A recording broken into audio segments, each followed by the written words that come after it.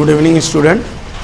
So, I hope that some schools just taking the pre-board exam and some are already completed their pre-boards, and you also hoping for the doing well.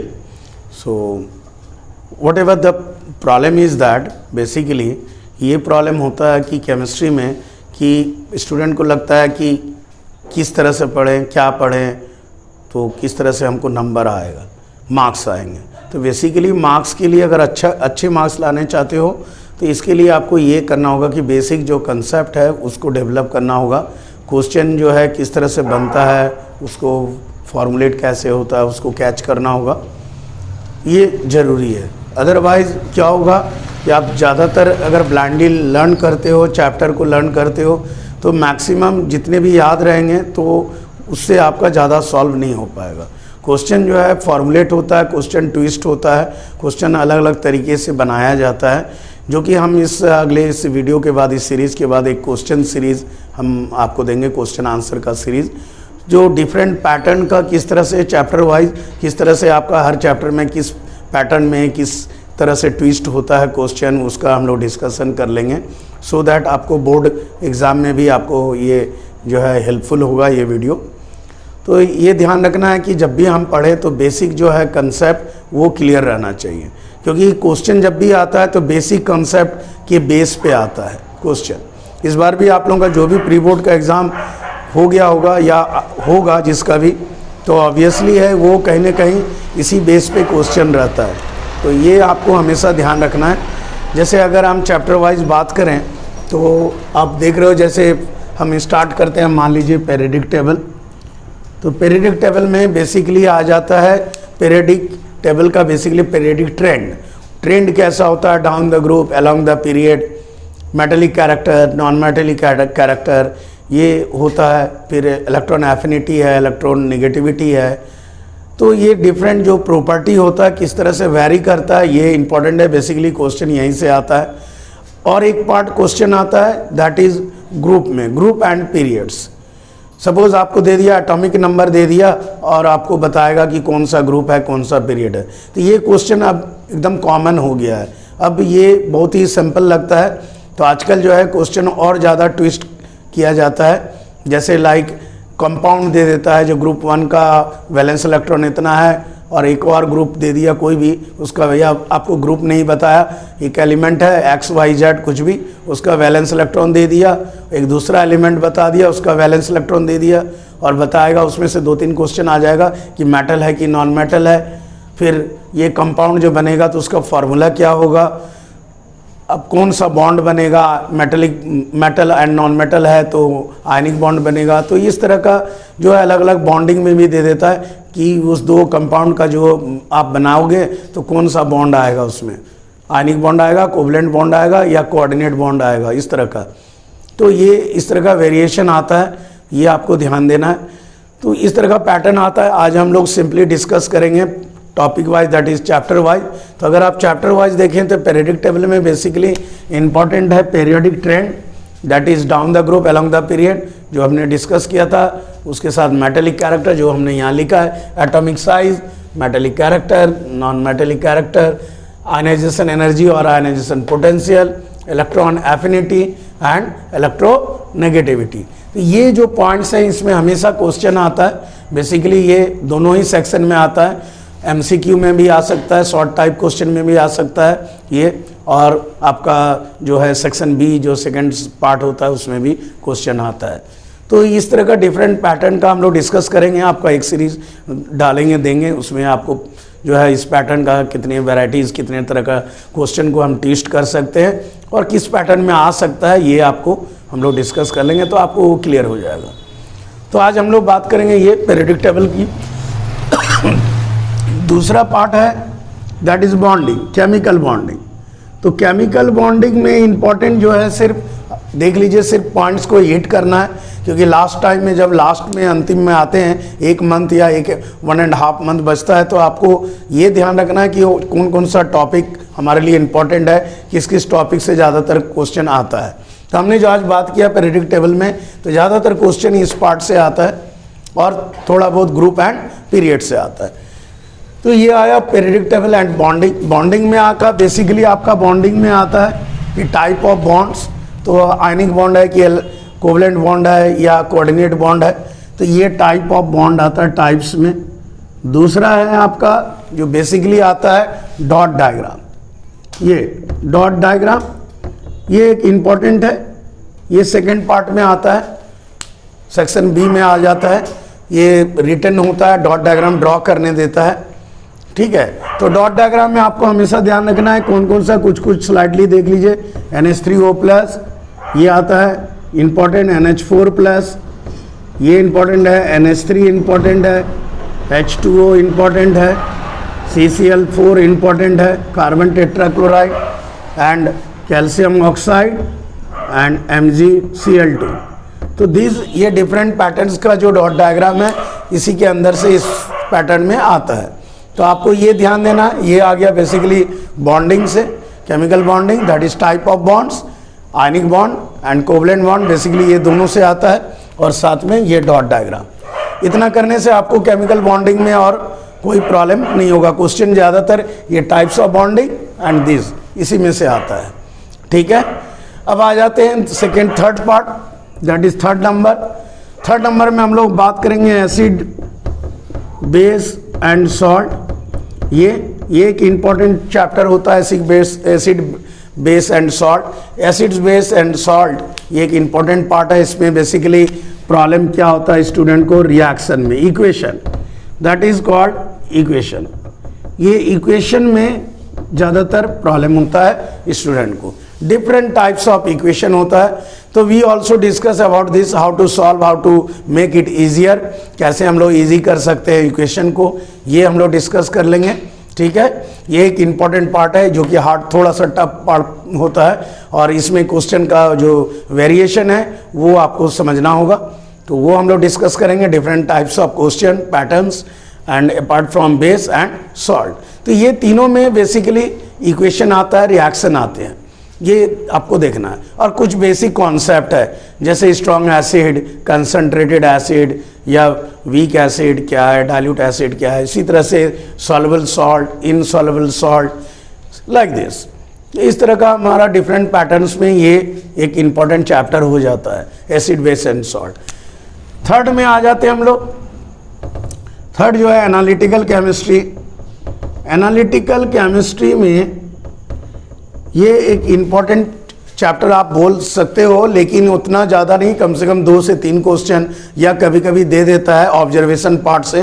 तो सम previously आया हुआ है question, like 5-6 question आया हुआ, that is 5 marks का, तो ये कभी कभी आ जाता है और कभी कम भी आता है।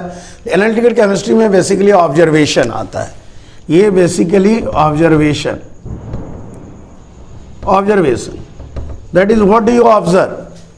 तो बेसिकली ये क्या होता है, पीपीटी से रिलेटेड, प्रेसिपिटेट या कलरेशन।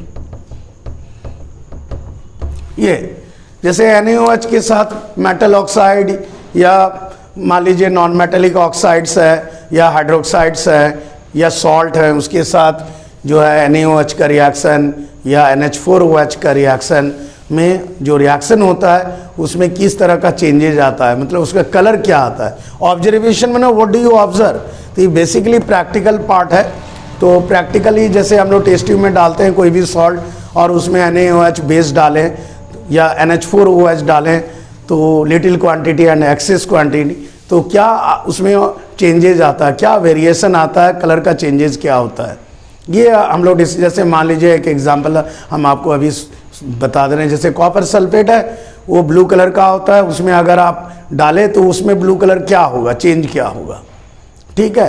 तो इस तरह का आता है, उसमें NaOH या NH4OH डालते हो तो क्या होता है। इसी तरह से अगर जिंक सल्फेट है, जिंक हाइड्रोक्साइड में कन्वर्ट हुआ तो उसका क्या कलरेशन होगा। तो इस तरह का डिफरेंट जो कलरेशन है उसका एक टेबल आता है, आपका बुक में भी होगा, टेक्स्ट बुक में। तो वो टेबल अगर आप अच्छी तरह से उसका जो है कलरेशन का वेरिएशन आप देख लेते हो, कलर ऑफ सॉल्ट देखते हो, किस कलर का सॉल्ट है और किस में कन्वर्ट होता है, ये बेसिकली आपको यहाँ पे स्ट्रेस देना है। क्वेश्चन इसी में से आता है, इसमें इस चैप्टर में एनालिटिकल केमिस्ट्री में। तो इसमें और कुछ नहीं पढ़ना है, सिर्फ आपको कलरेशन। इनिशियली कलर कैसा था, रिएक्शन के बाद अल्काली के साथ या सोडियम हाइड्रोक्साइड या अमोनियम हाइड्रोक्साइड के साथ रिएक्शन के बाद क्या कलर में चेंजेज होगा, या either heating effect is also. कभी कभी ये भी दे देता है कि लेड नाइट्रेट को हीट करने पे कौन सा गैस निकलेगा या क्या चेंजेज आता है, व्हाट डू यू ऑब्जर्व। तो ये ऑब्जर्वेशन पार्ट है, which type of gas, which gas it produce, as well as what type of PPT is form और what type of coloration form। तो ये एक important part है एनालिटिकल केमिस्ट्री में। हम जो आज बात कर रहे हैं सिंपली ये बात कर रहे हैं जिसमें आपको जो हॉट टॉपिक्स है, जिससे क्वेश्चन आता है, उसी में हम लोग बात करेंगे। और उसी का आगे जो नेक्स्ट हमारा आगे कमिंग वीडियो आएगा वो हमारा क्वेश्चन आंसर का एक सीरीज़ रहेगा, जिसमें आपको हम सीरीज़ वाइज, चैप्टर वाइज किस पैटर्न में किस तरह का वेरिएशन आता है वो हम लोग डिस्कस कर लेंगे।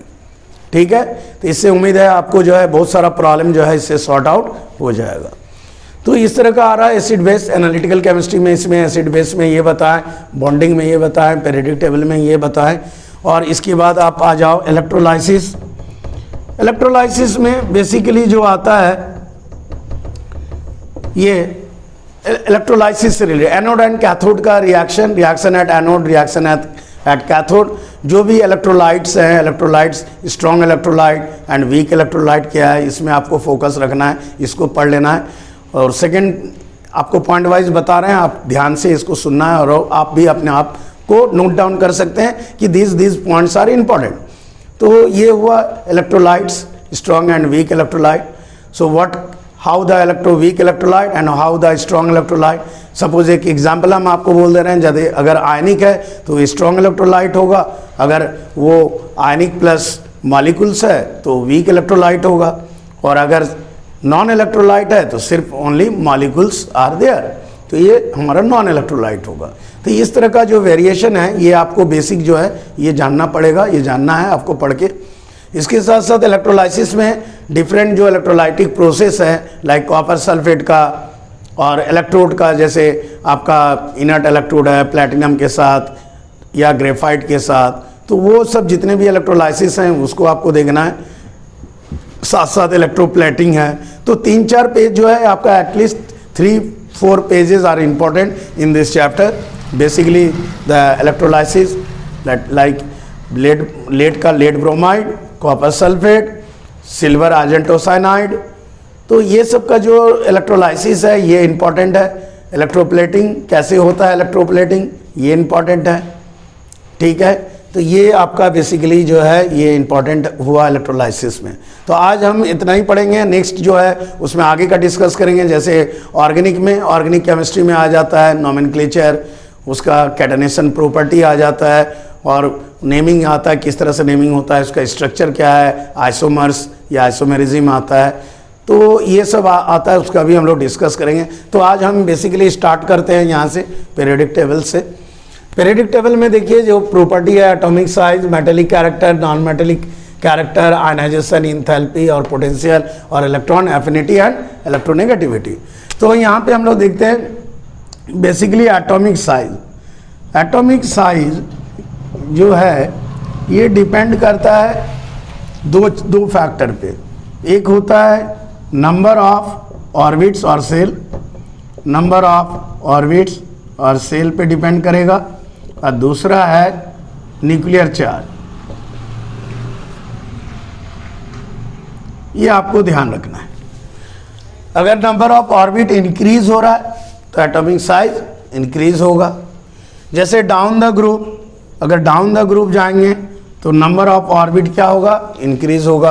तो down the group number of orbit increase, ये ऐसे हम लिख रहे हैं, down the group number of orbits increase. Okay, along the period अगर ऐसे जाते हैं पीरियड वाइज तो डिक्रीज। इस तरह से आप दिमाग में रख सकते हैं कि along the period atomic size decrease, down the group atomic size increase. Similarly nuclear charge, if the along the suppose down the group at first, down the group nuclear charge obviously increase as well as radius is also increase. So down the group, it also increase nuclear charge, but as well as number of cell also increase. Therefore, this nuclear charge, effective nuclear charge decrease. So effective nuclear charge decrease this side, but along the period this effective nuclear charge increase. So this one increase effective nuclear charge. So effective nuclear charge means if we go from left to right, अगर हम left से right की ओर जाते हैं along the period, तो क्या होगा, atomic radius जो होगा छोटा होगा, साइज छोटा होगा. क्यों? क्योंकि इफेक्टिव न्यूक्लियर चार्ज यहाँ पे बढ़ जाएगा. ठीक है, क्योंकि रेडियस हमारा नंबर ऑफ ऑर्बिट सेम रहता है. अगर हम एक एग्जांपल आपको दें कि इस साइड जा रहे हैं, तो सपोज हम एक एग्जांपल पीरियड 2 का ले लेते हैं. जैसे लिथियम है, तो लिथियम का हो गया 2, 1. बेरिलियम है 2,2. कार्बन है या 5 ले लेते हैं. Boron 2,3. Carbon 2,4. Nitrogen 2,5. Oxygen 2,6 and fluorine 2,7. तो इस तरह से अब अगर हम जा रहे हैं तो देख क्या रहे हैं कि number of orbit same, but nuclear charge increase, because here 2, 3 nuclear charge 3, यहाँ न्यूक्लियर चार्ज 3 है. Atomic number means nuclear charge. यहाँ 4 है, यहाँ 5 है, यहाँ 6 है, यहाँ 7 है, यहाँ 8 है, यहाँ 9 है. तो ये न्यूक्लियर चार्ज क्या हो रहा है, इंक्रीज हो रहा है, इधर बढ़ते जा रहा है, but number of orbit same है. It means that effective nuclear charge increase. तो इफेक्टिव न्यूक्लियर चार्ज इंक्रीज हो रहा है. ठीक है. और डाउन द ग्रुप क्या होगा, number of orbit increase and therefore effective nuclear charge decrease. So इस तरह से आपको जो है बेसिक कंसेप्ट को समझना है. इसी बेस पे क्वेश्चन आता है. तो आई थिंक ये समझ में आया. इसी बेस पे हम क्वेश्चन जो डालेंगे आपको दिखाएंगे किस तरह से क्वेश्चन है, सॉल्व कैसे होता है. अगर आप इसी पे क्वेश्चन देखेंगे तो ये जो क्वेश्चन है, मान लीजिए ये एलिमेंट है, तो इसका न्यूक्लियर चार्ज क्या हो रहा है, बढ़ते जा रहा है. तो ये हमारा क्या होगा, एटॉमिक साइज सबसे छोटा इसका होगा और एटॉमिक साइज सबसे बड़ा इसका होगा. लेकिन अगर ऊपर से नीचे आते हैं तो अगर हम 281 लेते हैं, दैट इज सोडियम का, फिर 2881 लेते हैं, तो क्या हो रहा है, down the group atomic size बढ़ रहा है. ये 2 ऑर्बिट, ये 3 ऑर्बिट, ये 4 ऑर्बिट, और न्यूक्लियर एटॉमिक नंबर भी बढ़ रहा है और नंबर ऑफ ऑर्बिट भी बढ़ रहा है. 1 2 1 2 3 1 2 3 4. तो नंबर ऑफ सेल और number of orbit also increase, as well as आपका यहाँ पे चार्ज भी, न्यूक्लियस का जो एटॉमिक नंबर है वो भी बढ़ रहा है. But effective nuclear charge decrease होगा, क्योंकि डाउन द ग्रुप जैसे जैसे नीचे आ रहे हैं नंबर ऑफ ऑर्बिट भी आपका बढ़ रहा है, मतलब एटॉमिक साइज बढ़ रहा है. तो ये इफेक्टिव न्यूक्लियर चार्ज हमारा घटते जाएगा, इधर इफेक्टिव न्यूक्लियर चार्ज बढ़ेगा. तो इफेक्टिव न्यूक्लियर चार्ज बढ़ रहा है, इसी कारण साइज भी हमारा, फोर्स ऑफ अट्रैक्शन भी बढ़ रहा है. तो जब न्यूक्लियस का फोर्स ऑफ अट्रैक्शन बढ़ रहा है, तो क्यों बढ़ रहा है, क्योंकि इफेक्टिव न्यूक्लियर चार्ज बढ़ रहा है और नंबर ऑफ ऑर्बिट मेरा सेम है. तो इसके कारण से फोर्स ऑफ अट्रैक्शन, न्यूक्लियस का जो फोर्स ऑफ अट्रैक्शन है वो इलेक्ट्रॉन को अपनी ओर ज़्यादा खींच रहा है, पुल कर रहा है. तो पुलिंग इफेक्ट यहाँ ज़्यादा होगा, यहाँ पुलिंग इफेक्ट कम होगा. Now I think it's a clear. यहाँ इलेक्ट्रॉन जो है गेन करने का टेंडेंसी ज़्यादा होगा, क्योंकि पुल कर रहा है. तो यहाँ साइज छोटा है, तो यहाँ पुलिंग इलेक्ट्रॉन का टेंडेंसी गेन करने का ज़्यादा होगा, यहाँ इलेक्ट्रॉन को गेन करने का टेंडेंसी कम होगा. Now it's clear. क्योंकि पुलिंग इफेक्ट यहाँ ज़्यादा है, साइज छोटा है, nuclear charge, effective nuclear charge ज़्यादा है. Nuclear charge means the power of the nucleus to pull the electron. तो यहाँ पे इलेक्ट्रॉन को ज़्यादा पुल करेगा, यहाँ इलेक्ट्रॉन को कम करेगा. अब यहीं पे क्लियर कर लो आप, मेटालिक एटॉमिक साइज हो गया. तो ये जो इलेक्ट्रॉन जो है, यहाँ पे जो आयनाइजेशन एंथैल्पी है या पोटेंशियल है, ये आर इलेक्ट्रॉन एफिनिटी या इलेक्ट्रोनेगेटिविटी, इसी से आप एक्सप्लेन कर सकते हो, समझ सकते हो. तो यहाँ इलेक्ट्रॉन गेन करने का टेंडेंसी ज़्यादा होगा, यहाँ इलेक्ट्रॉन का गेन करने का टेंडेंसी कम होगा। तो इलेक्ट्रॉन एफिनिटी मतलब यही हुआ, that is gaining of tendency to gain electron. ये हो गया इलेक्ट्रॉन एफिनिटी। तो इसका इलेक्ट्रॉन एफिनिटी ज़्यादा, इसका इलेक्ट्रॉन एफिनिटी कम। इसी तरह से इलेक्ट्रोनेगेटिविटी, इलेक्ट्रोनेगेटिविटी भी ऑब्वियसली इसका ज़्यादा होगा, इसका कम होगा, क्योंकि tendency to pair, shared pair of electron. Electronegativity का मतलब होता है it attract the shared pair of electron, pair of electrons, ये अट्रैक्ट करता है, attract the shared pair of electron. तो इस तरह से आपको ये, इस तरह से आपको समझ लेना है। जहाँ तक आयनाइजेशन इंथैल्पी और एनर्जी का बात है और आयनाइजेशन पोटेंशियल का बात है, तो ये कहने का मतलब है, आयनाइजेशन पोटेंशियल का मतलब होता है द एनर्जी रिक्वायर्ड या required to release the electron, release electron। ये इलेक्ट्रॉन रिलीज करने के लिए हमको जितना एनर्जी लगेगा उसको हम लोग बोलते हैं आईपी या आयनाइजेशन पोटेंशियल। तो ऑब्वियसली है कि साइज जब बड़ा होगा तो फोर्स ऑफ अट्रैक्शन न्यूक्लियस और इलेक्ट्रॉन के बीच कम आ जाएगा, क्योंकि डिस्टेंस ज़्यादा हो गया। न्यूक्लियस और इलेक्ट्रॉन के बीच जब डिस्टेंस ज़्यादा होगा, मतलब साइज ज़्यादा बड़ा हो गया, रेडियस बड़ा हो गया, तो डिस्टेंस भी ज़्यादा होगा। जब डिस्टेंस ज़्यादा होगा तो फोर्स ऑफ अट्रैक्शन कम आ जाएगा, that is nuclear charge, effective nuclear charge कम हो जाएगा। तो इलेक्ट्रॉन इजीली हमारा क्या होगा, बाहर निकलेगा। तो हम एनर्जी जो है हमको कम लगेगा, एनर्जी हमारा कम लगेगा, तो आईपी मेरा कम होगा। तो आईपी का मतलब या इंथैल्पी का मतलब एनर्जी से रिलेटेड। हम अगर ज़्यादा एनर्जी लगा रहे हैं इलेक्ट्रॉन को निकालने के लिए तो आईपी उसका ज़्यादा होगा। और कब ज़्यादा होगा, जब साइज छोटा होगा। और आईपी का जो कम कब होगा, जब साइज बड़ा होगा। तो कम एनर्जी लगाएंगे, इलेक्ट्रॉन इजीली बाहर निकलेगा, क्योंकि फोर्स ऑफ अट्रैक्शन न्यूक्लियस और इलेक्ट्रॉन के बीच कम होगा। तो इस तरह से आपको रिलेट करके समझना होगा, ठीक है।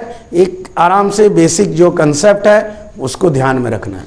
तो ये हो गया non metallic character. Obviously non metals क्या होता है, to gain the electron.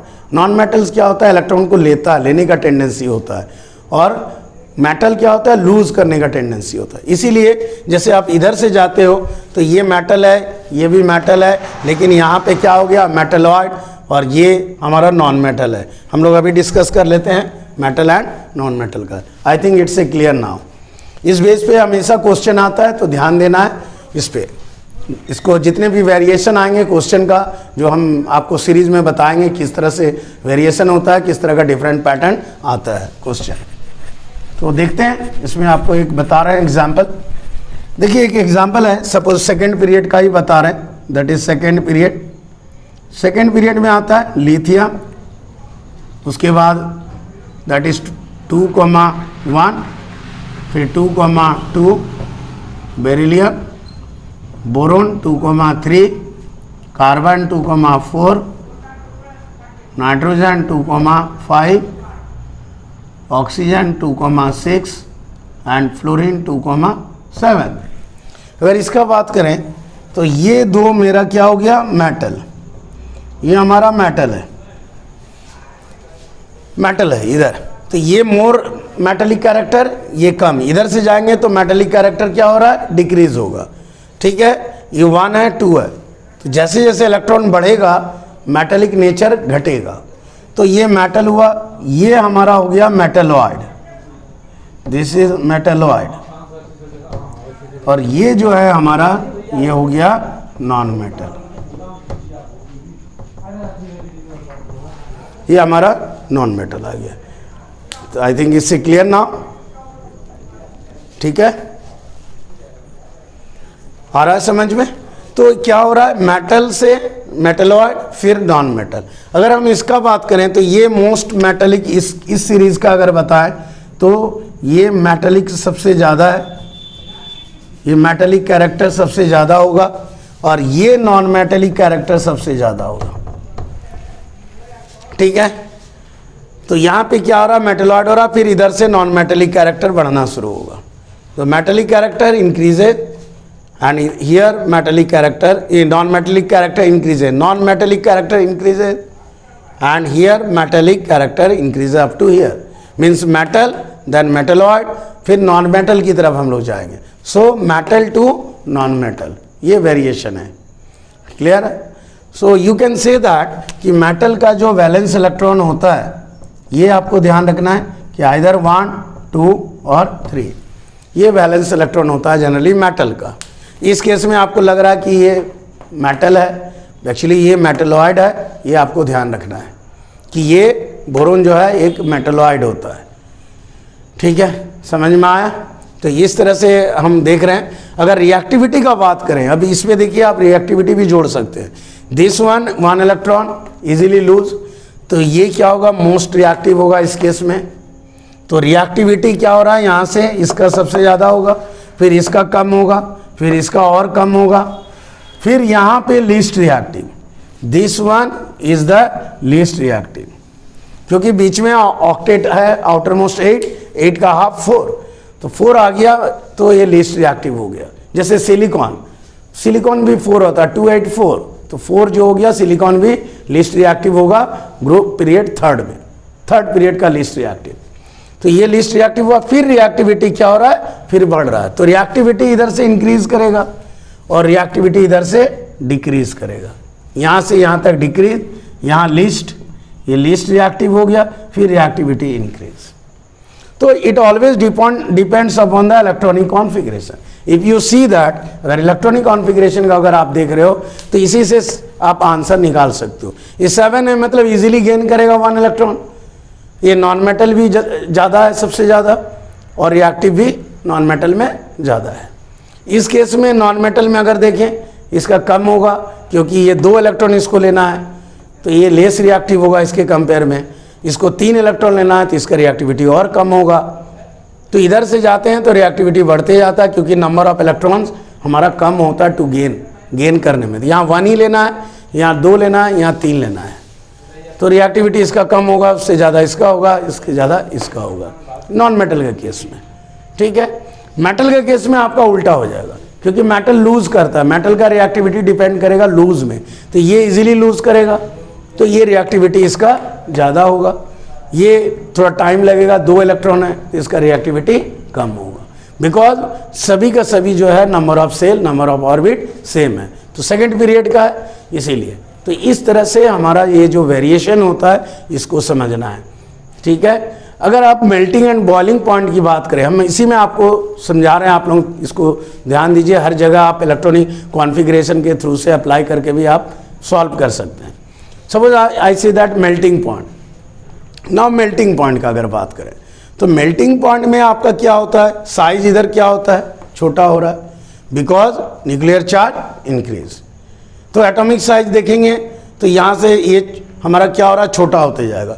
Nuclear charge इसका कम है, नंबर ऑफ ऑर्बिट ज़्यादा है, 2 है, यहाँ भी 2 है, नंबर ऑफ ऑर्बिट यहाँ भी 2 है, सब में 2 है, लेकिन न्यूक्लियर चार्ज बढ़ते जा रहा है. यहाँ 9 है, यहाँ 8 है, यहाँ 7 है, यहाँ पे 6 है, like this, then 5, then 4, then 3. तो न्यूक्लियर चार्ज इधर बढ़ रहा है. इफेक्टिव न्यूक्लियर चार्ज जब बढ़ेगा तो साइज छोटा होगा. जब साइज छोटा होगा तो क्या होगा, कॉम्पैक्ट हो रहा है, तो ऑब्वियसली है फोर्स ऑफ अट्रैक्शन ज़्यादा होगा नहीं इलेक्ट्रॉन के बीच. ठीक है, तो ये इसका मेल्टिंग पॉइंट ज़्यादा हो जाएगा. ठीक है, क्लियर नाउ. तो मेल्टिंग पॉइंट इसका ज़्यादा होगा, इसका मेल्टिंग पॉइंट कम हो जाएगा. Now it's clear. Down the group जाते हैं तो इसका मेटल का अलग होगा मेल्टिंग पॉइंट, नॉन मेटल का. ये भी ध्यान रखना है कि थोड़ा वेरिएशन आता है. मेटल का केस में मेल्टिंग पॉइंट हम लोग जानते हैं हाई होता है, नॉन मेटल का मेल्टिंग पॉइंट लो होता है. तो अगर इसका कंपेयर में, अगर इसको और इसको आपको कंपेयर नहीं करना है, आपको मेटल का कंपेयर मेटल में ही रखना होगा, नॉन मेटल का कंपेयर नॉन मेटल में रखना है. ठीक है, मेटल का अगर मेल्टिंग पॉइंट का कंपेयर करेंगे तो डाउन द ग्रुप जब आएंगे तो मेटल का मेल्टिंग पॉइंट डिक्रीज करेगा, और नॉन मेटल का अगर डाउन द ग्रुप आएंगे तो नॉन मेटल का मेल्टिंग पॉइंट इंक्रीज करेगा, क्योंकि vendor wall force of attraction इसमें बढ़ता है. तो डाउन द ग्रुप जब जाएंगे तो नॉन मेटल में मेल्टिंग पॉइंट इंक्रीज करेगा, और इसमें मेटल का मेल्टिंग पॉइंट यहाँ पे डिक्रीज करेगा down the group. Now it's clear. तो डोंट कंपेयर द मेटल को, मेल्टिंग पॉइंट को मेटल और नॉन मेटल के साथ कंपेयर नहीं करना है, क्योंकि आपको ये कॉमन पता है कि मेटल का मेल्टिंग पॉइंट हाई होता है, नॉन मेटल का लो होता है। Now it's a clear, metal का डिपेंड करता है बॉन्डिंग पे, ठीक है। I think it's a clear now. तो नेक्स्ट आगे अब बढ़ते हैं। तो अब आगे आते हैं जो पीरियोडिक टेबल का बताएं। ऐसे तो बहुत सारा चैप्टर्स हैं, बहुत टाइम भी लगेगा, तो you have to go through all the chapters. If any problem you can also, if any question, any doubt, you just ask me, and I always try to clear your concept, clear your doubts, और हम doubt आपका clear कर देंगे। तो ये आपको comment दे के आपको भेजिए, आप जो कोई भी टॉपिक है, कोई भी जो चैप्टर का रिलेटेड जो भी टॉपिक्स है आपको समझ में नहीं आया लाइक पीरियोडिक टेबल में, तो आप हमको वो कमेंट दे के आप भेज सकते हैं, तो आई विल रिप्लाई, ये मेरा कोशिश रहेगा। तो ये था बेसिकली जो हमने आपको जहाँ तक बताया, वो बेसिक जो है ये आपको ध्यान में रखना है कि इस तरह से आपको पढ़ना है। तो ये हम आपको एक तरह से पाथ दिखा रहे हैं, रास्ता दिखा रहे हैं कि किस तरह से आप अपना तैयारी करो कि बोर्ड में जो है आपको थोड़ा सा ज़्यादा से ज़्यादा आप क्वेश्चन को सॉल्व कर पाओ, अटैम्प्ट कर पाओ और कंफर्टेबल फील करो, ठीक है। अब आते हैं, आज थोड़ा सा आगे बढ़ जाते हैं एसिड, बेस एंड सॉल्ट में। तो चैप्टर नंबर 2 हम दो चैप्टर करके आपको एक सीरीज डालेंगे, 2 चैप्टर इस वीडियो में, नेक्स्ट चैप्टर और आगे आएंगे। तो ये है हमारा now next chapter is acid, base and salt, that is acid, base and salt. इसका जहाँ तक बात करेंगे बेसिक कंसेप्ट, तो बेसिक कंसेप्ट है, आप ये देखो कि ये H+ आयन रिलीज करता है, replaceable H+ ion, it release H+ ion in aqueous solution. It means that in aqueous solution it produce hydronium ion, ये हाइड्रोनियम आयन प्रोड्यूस करेगा, that is acid. Now it's a clear. तो ये H+ ion जो replaceable होगा, अगर ये replaceable होगा तभी ये हाइड्रोनियम आयन होगा। If one replaceable H+ ion अगर है इस एसिड में, तो ये 1 हाइड्रोनियम आयन प्रोड्यूस करेगा। अगर यहाँ 2 रिप्लेसेबल आयन है H+ आयन, तो यहाँ 2 हाइड्रोनियम आयन प्रोड्यूस करेगा, ठीक है। It means that strength of an acid, ये एसिड का स्ट्रेंथ है, ये जो एसिड स्ट्रॉन्ग एसिड है कि वीक एसिड है, ये डिपेंड करेगा आपका कंसंट्रेशन ऑफ हाइड्रोनियम आयन। ये हाइड्रोनियम आयन का कंसंट्रेशन पे डिपेंड करता है। If concentration is more means acidic strength भी ज़्यादा होगा, स्ट्रॉन्ग एसिड होगा। इफ सपोज मान लीजिए कोई एसिड है, सपोज H2SO4, तो H2SO4 का 2H+ आयन रिलीज होता है, रिप्लेसेबल है 2H+ आयन, मतलब जितना हाइड्रोजन है उतना ही रिप्लेसेबल हो जाता है, उतना रिप्लेस हो जाता है। इट मीन्स दैट ये हमारा क्या होगा, हाई कंसंट्रेशन प्रोड्यूस करेगा। तो क्या प्रोड्यूस करेगा, high concentration of hydronium ion. तो high concentration of hydronium ion जब प्रोड्यूस करेगा तो ये क्या हो गया, स्ट्रॉन्ग एसिड हो गया। बट अगर आप देखो एसिडिक एसिड, तो एसिडिक एसिड में सिर्फ एक H+ आयन रिलीज होता है। इट मीन्स दैट ये low concentration hydronium ion produce कर रहा है, ठीक है। तो ये वीक एसिड हो गया, ये स्ट्रॉन्ग हो गया। ना आई थिंक ये एसिड का पार्ट क्लियर हो गया। एक शॉर्ट में ब्रीफली हमने एसिड को बताया क्या है एसिड और किस तरह से। अब आता है एक और देख लीजिए, that is concept dilute and concentrated acid. ये दोनों अलग है, कंसंट्रेटेड एसिड, इससे आपको स्ट्रेंथ, एसिड ऑफ स्ट्रेंथ से कोई लेना देना नहीं है। अगर डाइल्यूट है या कंसंट्रेटेड है, it is different, strength of an acid is different. Strength of, always remember that strength of an acid depends upon concentration of hydronium ion. And in case of dilute means less acid, acid का amount कम रहेगा, and more water, ये जब acid बनेगा तो इसको हम लोग बोलेंगे dilute। और अगर यहाँ पे concentrated में more quantity of acid and less quantity of water, then it is concentrated, only this one। इससे और strength of an acid इस पे डिपेंड नहीं करता है, ठीक है। अगर हम आपको एक क्वेश्चन बता रहे हैं यहाँ पे, ये क्वेश्चन देखिए यहाँ पे इस जगह कि if I say that is dilute dilute HCl and concentrated CH3COH. Okay, like this. तो क्या होगा, कौन सा हमारा स्ट्रेंथ एसिड का ज़्यादा है? दिस वन, बिकॉज इसका जो है it produce high concentration of hydronium ion. Now it's clear. तो ये इस पे डिपेंड नहीं करेगा कि डाइल्यूट है कि कंसंट्रेटेड है. ये डिपेंड करेगा, strength of an acid depends upon the concentration of hydronium ion. Now I think it's clear. Now ये आपका क्लियर हो गया होगा. तो ये एसिड का था. अब आगे देखते हैं. नेक्स्ट में आते हैं, दैट इज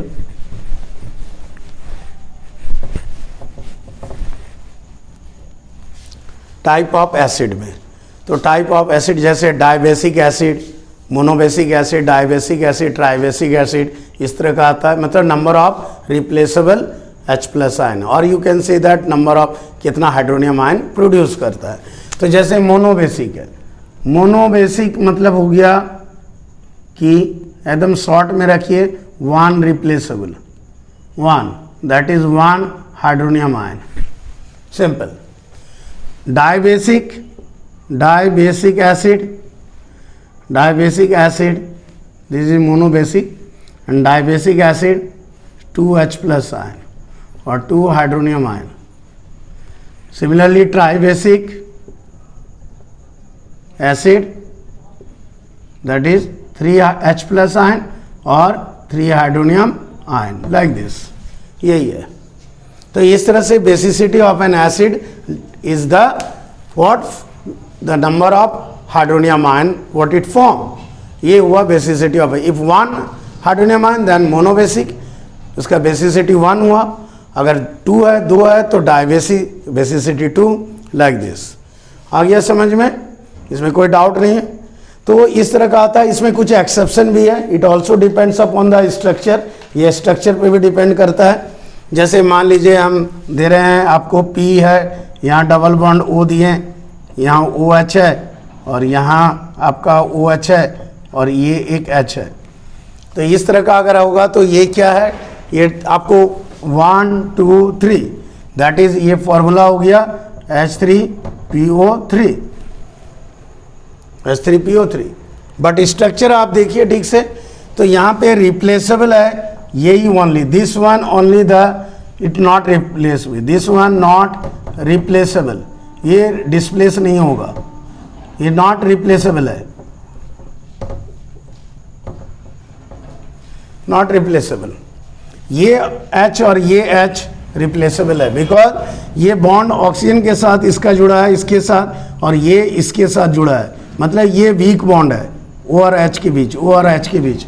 तो ये हमारा, ये जो होगा रिप्लेसेबल है, ये रिप्लेस होगा, ये रिप्लेस होगा. मीन्स 2 हाइड्रोजन हमारा जो है निकल रहा है इससे.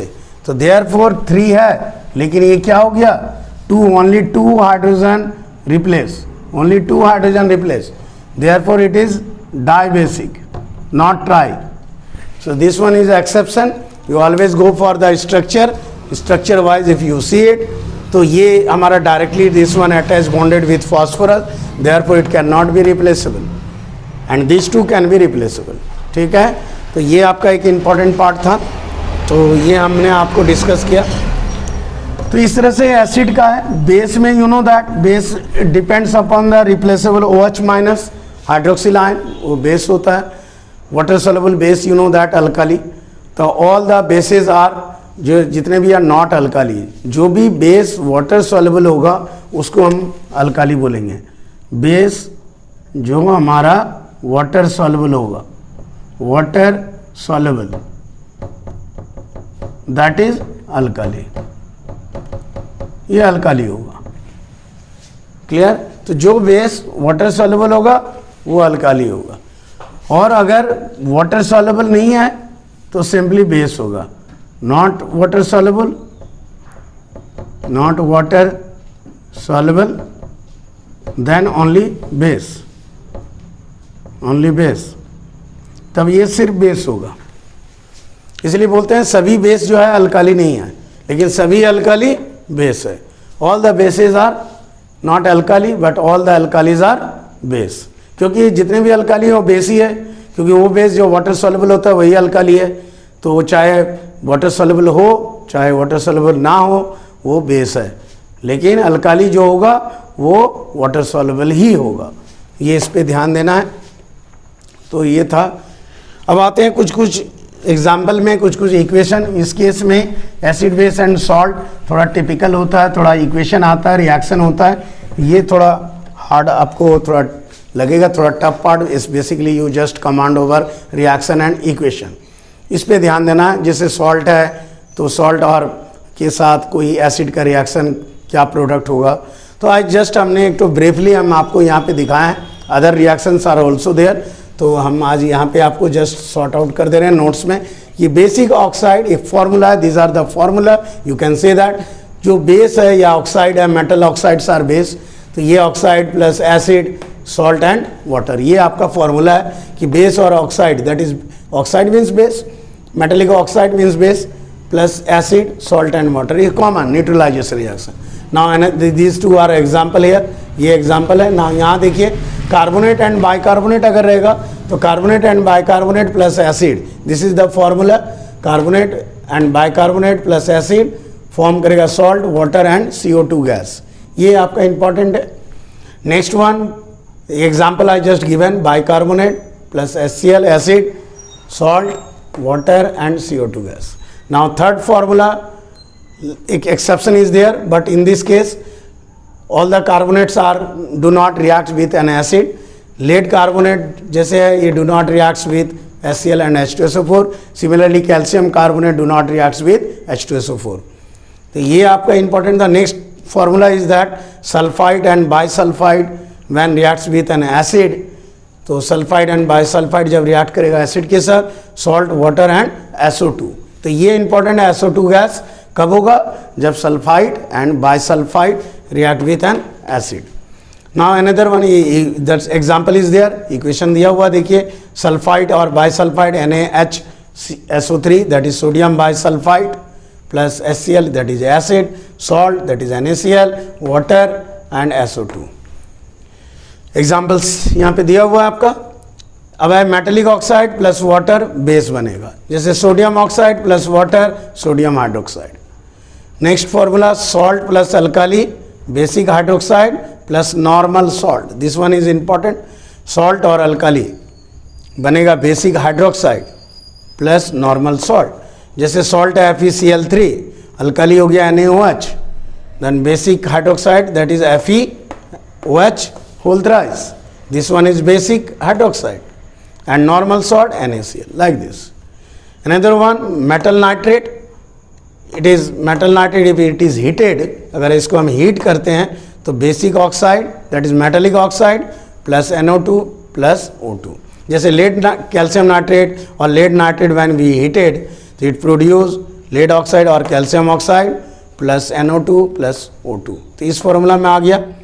एक और इंपॉर्टेंट है metallic ammonium salt, ammoniacal salt plus alkali, product is salt water and ammonia gas, this one is slightly unique.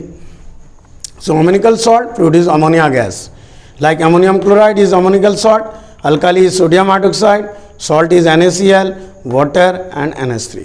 So in this way, this reaction, this type of reaction, you just follow it. I hope you just gain something. और next हम लोग आगे भी equation, these equations are very important. Another equations are there, we will discuss. Okay then, okay, thank you. Yeah. Next video में हम लोग और आगे का डिस्कस करेंगे, next 2 chapter as well as this chapter. So we will discuss on it, and apart from this questions are important, what type of question, how the questions vary, variation of question, different patterns of question, we will discuss. I think you just like it and share it, maximum how much you share it, it obviously helpful for the students.